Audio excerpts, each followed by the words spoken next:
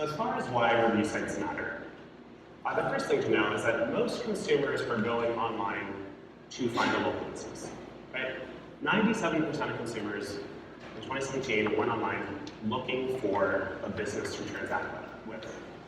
The difference between a site like Yelp, which is a local review site, business directory, I've heard people call it the new Yellow Pages. The difference with that versus a general online search on a search engine like Google is that with a local review site, every search is for a local business, right? On a search engine, if I look for mattresses, I might come across online-only retailers. I might come across, big advertising for national big box chains. But on a local review site, I'm coming across local retailers. So when you think about the audience who's on a site like Yelp, it's important to appreciate and recognize that that consumer has a very local intent, and they're looking to transact on a local level, meaning they want to come into your store. Okay? So with that 97% of consumers who looked online for a local business, over 80% of those consumers went to review sites specifically. And what's most important with that is review sites are not informational searches. So by informational searches, I mean, if I'm looking for pizza on a review site, I'm not looking for a pizza recipe. I'm looking for a business where I can go and either buy pizza or have pizza delivered, right? 93% of those consumers transacted within a week of doing that search. So that means if somebody's on Yelp looking for a mattress store, 93% of those consumers who are starting that search on Yelp are going to a mattress store within a week and spending money, right? Does that make sense? As far as the size and scale of Yelp, I think it's important to kind of understand a couple of different things about Yelp's user base. Because I think a lot of people assume that to Yelp is to be one of those like basement dwelling, review writing, like internet trolls. Anybody think that? I mean, my mom does with her business, I know. And I work there, right? So with consumers who are looking online and consumers who are specifically coming to Yelp, most of our traffic is local, meaning most people are coming up, like using Yelp, pulling out their phone, and looking for a local business. More high context decisions, so decisions that are maybe higher cost or have a higher opportunity cost, bigger purchases, so I think this would definitely fall within that category, tends to be done on desktop sites. And then from when Yelp was founded, really the bread and butter of what people are coming to the site for is reviews. Right? And sometimes people think that Yelp is only for finding restaurants. Maybe they're not using the platform for this industry. And while Yelp was founded as a restaurant review site initially in 2004, restaurants were the only kind of segmenting business on the platform. We have since expanded to every type of business that interacts with the consumer. And while restaurants is a very popular category, it's actually not our most reviewed category. Our most reviewed category is shopping, which is what I'm actually calling. And people come across Yelp in a number of different ways, right? And a lot of that is because our information is disseminated through a number of different platforms. So whenever I do a presentation, I always like to hedge my bets. And I like to search using Siri for a cemetery.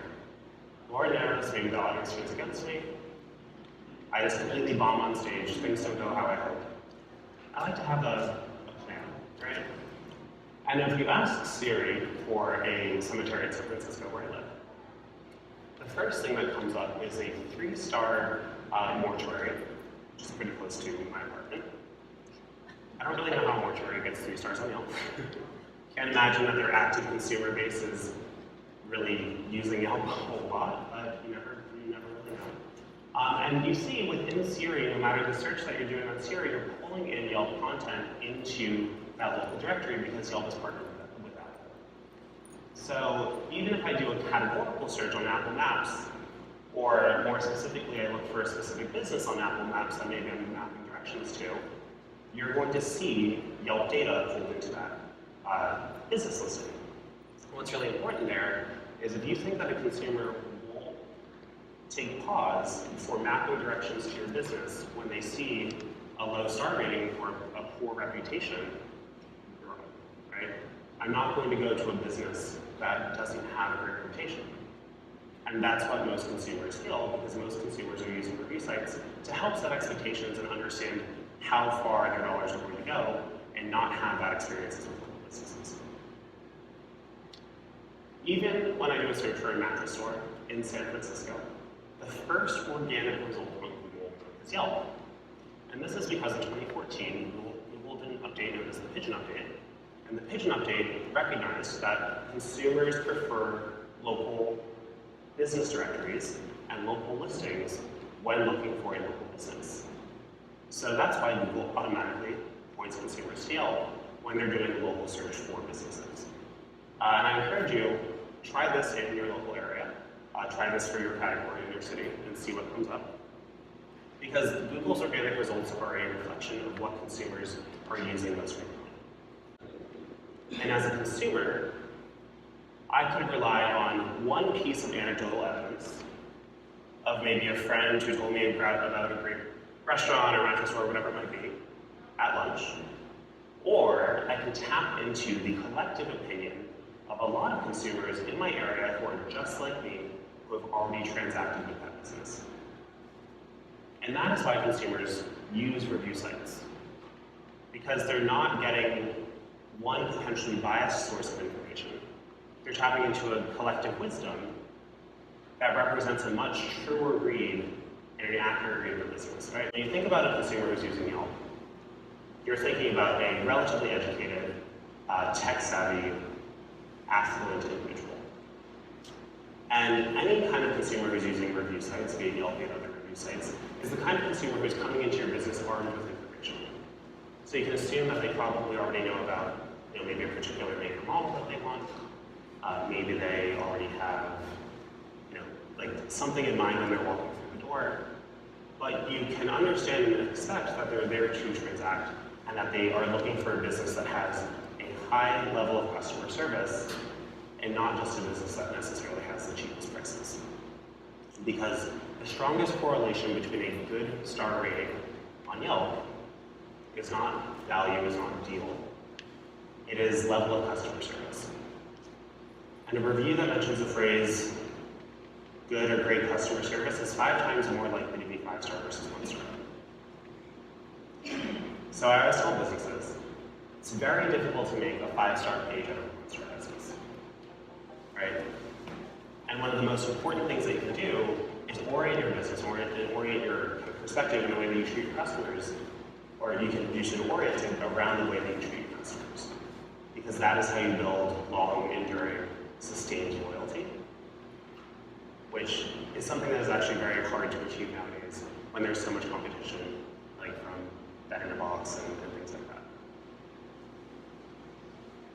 And when consumers look and consider your business online, I think a lot of the principles that kind of underline and are at the foundation of review sites are not any different to the way that you might treat your business or your home. So if you go over somebody's house, it looks like this. You're probably going to walk in, kick your feet up, throw your coat wherever, and just like chill, right? But you go over somebody's house, it looks like this. You walk in the door, you're like, should I take my shoes off? Where should I hang my coat? Can I sit here? Is that a dog or a statue? It has not moved. It has not blinked. Is it breathing? You're going to treat that space very differently. You treat a space the way that a space is treated. And whether it's your online storefront or your in real life storefront, that principle is exactly the same. So when a consumer goes to something like your Yelp page, and they see that it's blank and sparse and incomplete, they assume you don't care. Correctly or incorrectly, they assume you don't care. So when you want to access your business listing and you want to complete it, that is free. Right? Yelp's mission is to connect consumers with great local businesses. That is at the very core and foundation of what we do. So we're very consumer-centric in that regard. And a consumer not being allowed to connect with a great local business because there are insane hoops and loops and whatever to jump through to add photos and make sure that you have an accurate address and phone number would be contrary to what we believe in. So claiming your page starts at biz.yelp.com. Put in an email address. Well, first, search for your business name, search where you're located, put in your email address, and claim it. One thing to note is actually best to be at your business when you do this process, because it'll robocall to verify that you're associated with the business. You'll get a code, and that's how we know that you're here. Even if you have a consumer account for Yelp, your business owner's account is separate. So when you're creating a business page, search for it. If it doesn't pop up on the list that pre-populates, scroll to the bottom and just click Add My Business to Yelp. Very, very simple. Something that a lot of folks don't know is we also have a mobile app for business owners. So if you want to respond to reviews kind of on the go or as you're getting them, the mobile app is a great way to make sure that you are on top of kind of the day-to-day happenings on the go. And what we know is that if you add at least 10 photos, compared to a business that has a comparable rating and no photos, you're going to get 12 times more, I guess, engagements or leads with your page. So that means more people mapping directions, more people calling you, more people clicking over to your website, all the consumer activities that you want. On your page, you have maybe 5,000 characters that you can customize yourself, but the ability to add photos is extremely powerful because you are not only introducing people to your product lines, the inside of your business, but also your staff. And that is something that is such a missed opportunity. So when you're thinking about what can featuring my staff on my Yelp page do, it's a great way to introduce somebody to the salesperson who is ultimately going to help them find the product that's right for them. And highlight, this is John. He's been in this industry for 25 years. And we've been lucky enough to have him on the team for that long. And being able to build that relationship with a consumer who you know is looking for a local business is super, super important. So when it comes to a couple of things that you want to make sure that you're taking note of, making sure that you're in the right category. We do have a category specifically for mattresses. Not category cramming. This is something that I see a lot of the time. And that's when businesses try to add themselves to more categories that actually don't really make sense for them. So you can be in up to 3 categories. But if you're a mattress store, probably 1 is just the right fit. Consumers are coming to Yelp to set expectations about your business. So if you're over-promising and under-delivering, that's the fastest way to a lower than desired review, right? Those photos, again, super important. No limit to the number that you can upload. I recommend if you're uploading photos to your page, you upload at least 10, and then every 6 months or so, refresh them. Because the way that the photo sort works is newer photos tend to move towards the front of that carousel. Other thing is hours. Hours are also very important. If you do not have your hours on your page, and a consumer looks for a business that is open now, you will not show up in that search. And the other thing that I love that this business has is they have a check-in offer. So a check-in offer, they're offering 2 free memory foam pillows. I'm guessing that's when you purchase a mattress. And a check-in offer is free to set up, and it's a way to attract local traffic and to get people to engage with your page. A nice fringe benefit of a check-in offer is it's one of the few tools that we have on Yelp that actually reminds a consumer to write your business a review. So the next time a consumer logs into their account, it says, hey, you were at this named mattress store. Would you like to write them a review? And then the next thing here is the specialties history and meet the owner and manager section. So this is incredibly important, and it's one of the single most overlooked things that I see on Yelp. So with the specialties section, again, when you log into your account for the first time, it's actually going to automatically prompt you how to complete all of these different things. And when you're going through that process, the worst possible thing you can do is copy your about the business from your website and paste it into the specialty section. The reason for that is if you have special product lines that you offer, if you have hypoallergenic, things like that that are important for consumers, that consumers might be searching your site specifically for or searching specifically for, you want to make sure that's in your specialties so that you're communicating that to a consumer who's looking for it. Right? Saying that you've been in the business for 100 years is not the same thing as a specialty of yours. If you're looking for what differentiates you from the big box store, what differentiates you from the mattress store down the street. Right? About us, or about the business and meet the owner or manager is also important. Right? What does a local business have that a large national chain does not? People and history. And you know a consumer on Yelp who's already looking specifically for a local business cares about that, so it's important that you communicate that history to them and introduce them to those people. So just a quick checklist. Make sure that your basic business information is up to date. Make sure your about the business is up to date. And then make sure you have your photos on there. So this is the section where we're going to talk about paid features briefly, because I always get this question. And my theory on paid features is I'm not going to send you out on stage with your makeup messed up and your wig on crooked, right? I want to make sure if you're exploring paid features, the reason that this is at the end of the section is because it's important that you're getting the most out of and that you're fully utilizing all the free tools that are available to you. Right, so I want to make that totally clear. As far as paid features, pretty straightforward. We didn't do any kind of reinventing of the wheel here. There are two types of paid features. The first is advertising. So it's cost per click advertising appears in prime real estate above the first organic search result. So you can see that these two here are ads. It denotes that, and next to it ad, and then you have one here which is organic. The important thing to note about the way organic search works on Yelp is organic search is going to be the most relevant, highest rated business to the query that somebody is making. So if I'm looking for a furniture store in New York, this is the most relevant search result and the highest rated furniture store in New York. If I'm on my phone, where most Yelp traffic is happening, it's also very likely going to pull in my GPS location. So in that case, it's going to be most relevant, highest rated, closest business and search that I'm doing. Does that make sense? So ads go above number one.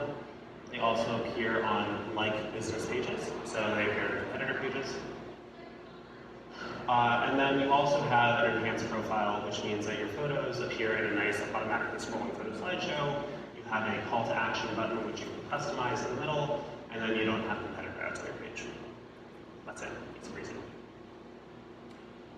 So now that you have set up your page on Yelp, and you've effectively managed your listing, we get into the review side of Yelp.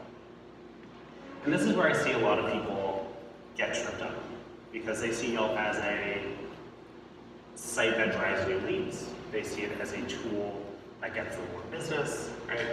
But they don't actually embrace Yelp for what it is, which is a source of feedback. 15% of reviews on Yelp are 1-star. My favorite way of summarizing this slide is that there are more 5-star reviews on Yelp than there are 1, 2, and 3-star reviews combined. So Yelp is not a place where people go to be overwhelmingly negative. And while it might break your brain, the most valuable review that you are going to get is going to be your negative review. And when you think about the people who actually hurt a business, like the customers who do lasting damage, it's not the people who go online and say, you know, this business had a 1-star, I had a 1-star experience here, the customer service was bad, the layout was terrible, they didn't have the product lens I was looking for, whatever it might be.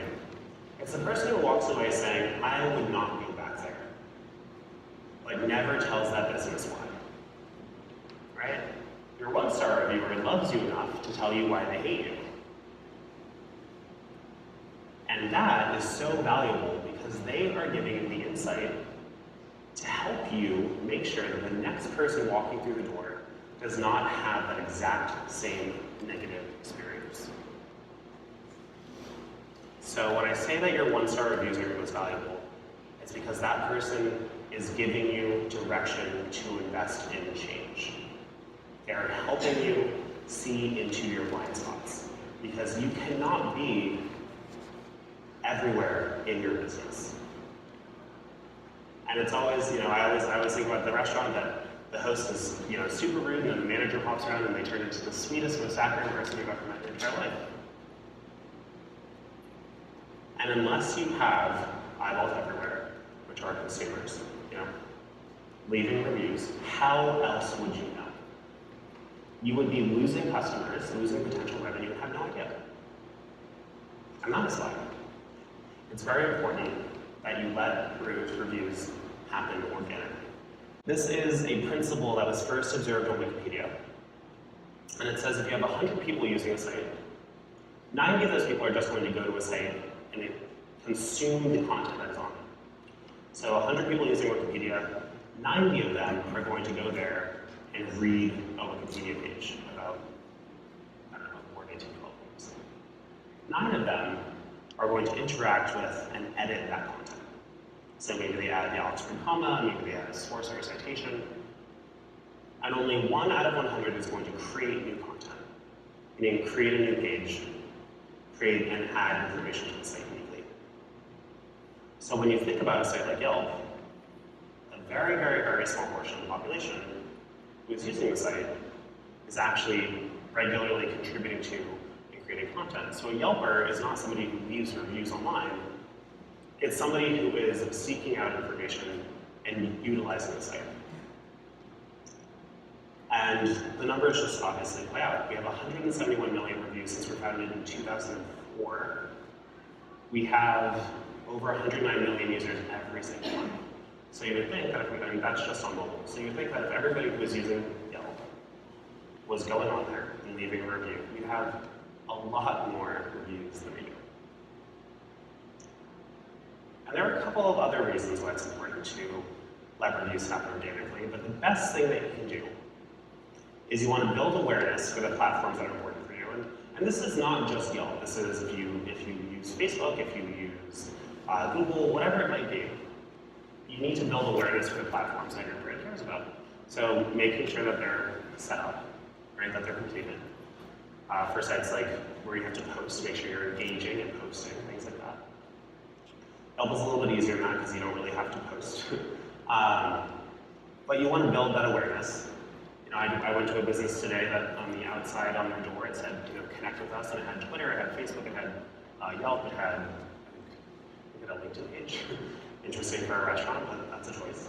But you want to let consumers know where they can engage with you and where you're responsive. And then once consumers interact and engage with the sites, you want to share that, right? So, if somebody leaves you a review, are you sharing that review across your Twitter and your Facebook? If they upload a photo, or you're posting that photo, back to your Yelp account, or you're posting it to Instagram, right? How are you reciprocating and demonstrating that you care? And when a business solicits, incentivizes, asks for, kind of persuades a consumer to write them a review, you're doing that exact same thing. You've built up all of this goodwill by providing excellent customer service, getting them into something that they're going to have for 7 to 10 years. Maybe there are financing options, who knows? But you've become their friend, and then at the very last possible moment of that interaction, you poison the well. And you make them feel a little bit gross. Because what does asking for a review do? Well, it certainly doesn't benefit the consumer. It doesn't do anything for the consumer. It only benefits you as a business.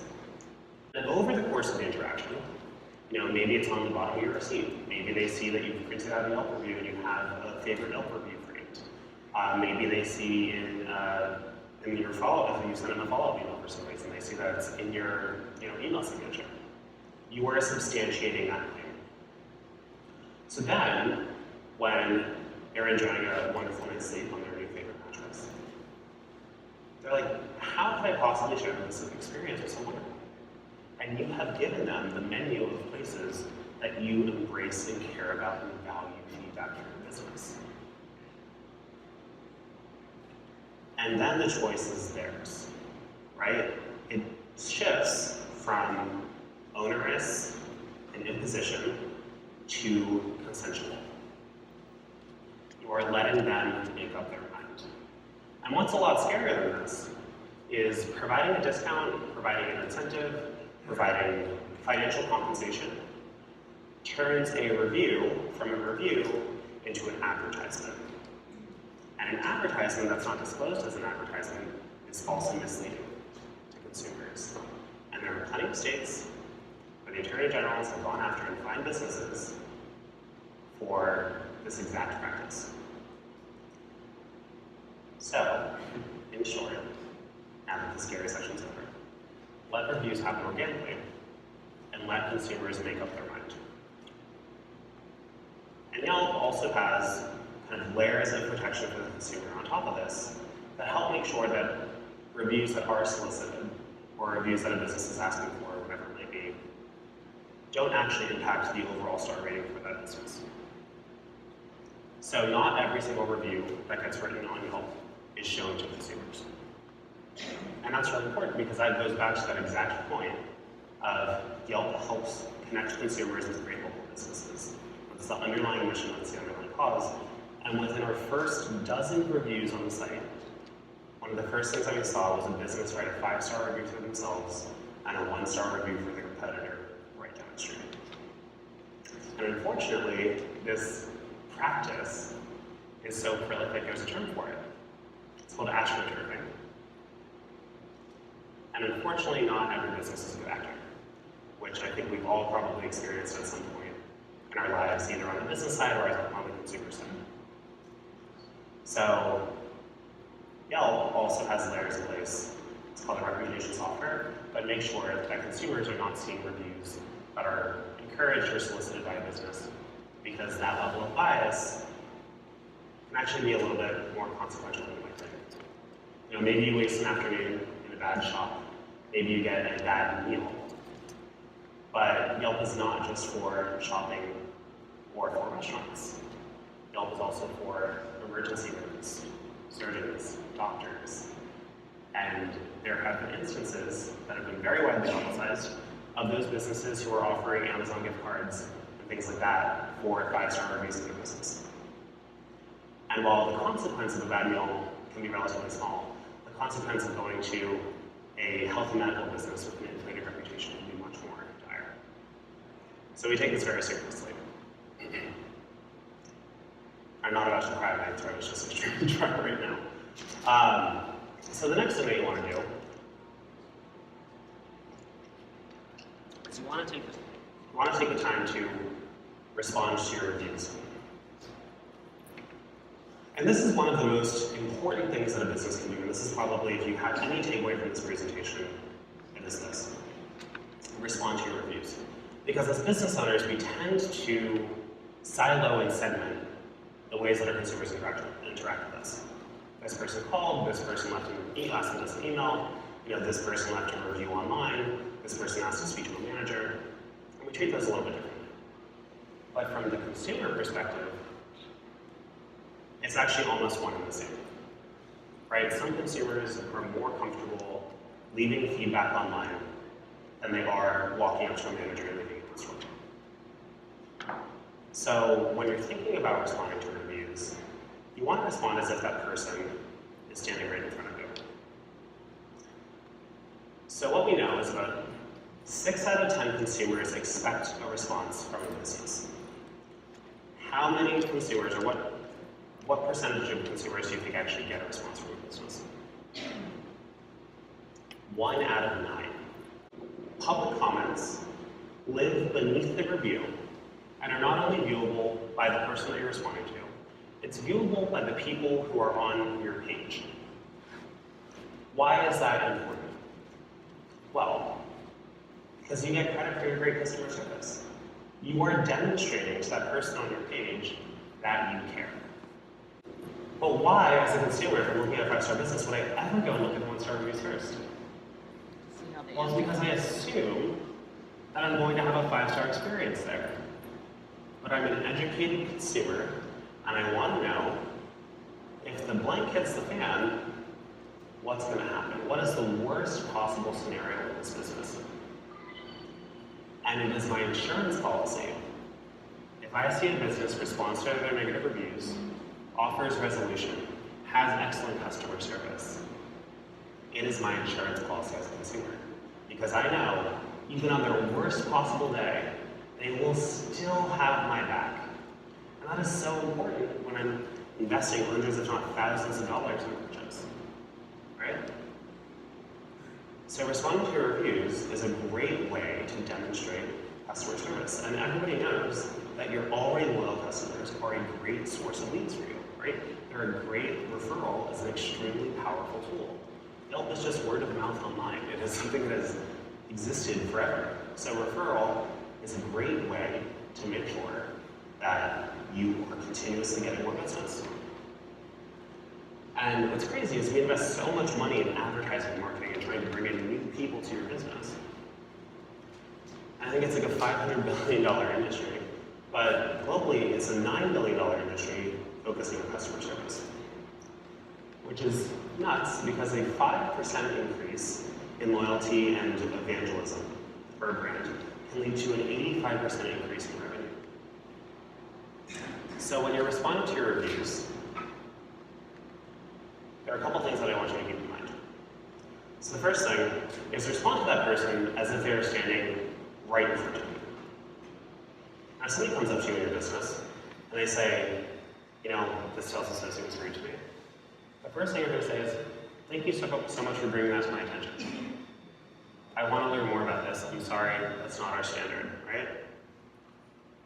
And then you might lay out a plan to make this right, and you'll probably thank them again. But if somebody walks up to you and says, wow, like you guys are really insanely expensive, I can't afford this. In an online review site, that's actually pretty valuable, right? Because the next consumer who's on your page then sees your response and you say, you know, thanks for your feedback. Yes, we are a little bit more expensive than your average store because everything is, you know, USA made, or we use the highest quality like materials or whatever it might be that differentiates your brand. And if you say it yourself in kind of unprompted in marketing or advertising, it feels just like marketing or advertising. If you say it in the context of responding to a review, it feels like an insight, right? And it's something that a consumer is then armed with that is helping them walk into your business with the appropriate expectation set. And another thing that you want to do with your reviews, just as if somebody was coming up to you and speaking to you in your business, is you want to respond promptly, right? Nobody likes waiting for resolution. So if I go to a business and I write a review and you take a month to respond to me, you have just about no possible chance of turning my experience around. Because what's crazy is that 73% of negative reviews that happen online are actually the fruit of an unsuccessful attempt at resolving the issue through a traditional customer service channel. So what I mean by that is 73% of reviews that are negative, that are happening on a review site, that consumer has already tried to talk to a manager, they've already tried calling, they've already tried sending an email, and they didn't get resolution, right? So they're turning to a review site as their last possible place to get that resolution, right? They're bringing it to a public forum because they assume it applies pressure. And we all know it does in some things, right? So, if you're noticing a lot of your negative reviews are kind of focused on the same topics and have the same themes, that is an operational insight that you can use to then make changes. Because if you're consistently seeing the same, the same names, the same themes, the same, theories. I have a business owner in Denver. She owns a boutique, and she had somebody come in, and they wrote she's like, it is the most scathing review you've ever seen in your entire life. But in that review, they were going on about how, the one sales associate in this tiny boutique in Denver was busy with another customer. So they were just aimlessly wandering around the store, looking at things, and the prices were expensive. And they didn't know if those items were locally made or what it was, but it seemed a little bit expensive for what it was. And she was like, once I finally got past that negative reaction, and I started looking at the review for what it was worth, I recognized that it was an opportunity for me to add shelf talkers so I could talk about my products and explain why my products are locally sourced or more expensive whatever it might be, and not rely on having a sales associate when they might be busy. So every single review, no matter how scathing, almost always has an insight in it for you. So it's important that when you're responding, you're looking past that rush of adrenaline, that visceral, cerebral reaction that everybody has, and just discerning kind of the important values in it. Because frankly, not every customer is right for every business, right? And every business has crazies, right? Has anybody here had a crazy before? Yeah. Okay, there should be a lot more hands up. Yes, everybody's had a crazy. And the nice thing with that is even if that person goes on and does negative review, every single business has a crazy. So you pretty much just assume that that's okay. And you point them in the direction of another business in the area who could maybe better satisfy their need. Because frankly, you probably don't want them coming back, right? So with that, before we open up for questions, first thing is make sure you're on review sites because that's what consumers are using. You want to actively manage your listing. So that means claiming, logging in, adding photos, making sure that your business information is complete. Stop looking at review sites as just a way to generate business, but look at them as a way to make sustainable change within your business as well. Reviews need to happen organically. That's the only way that that feedback is actually valuable for you, is if you are letting those reviews happen organically, and you're actually getting a true read and a true measure of what your business is like and how consumers truly perceive it. And you can and you should be responding to reviews. I always recommend starting with a public comment, and if it's worth and you want to dive into that comment a little bit more, you can send a direct message and find out more if it makes sense to you.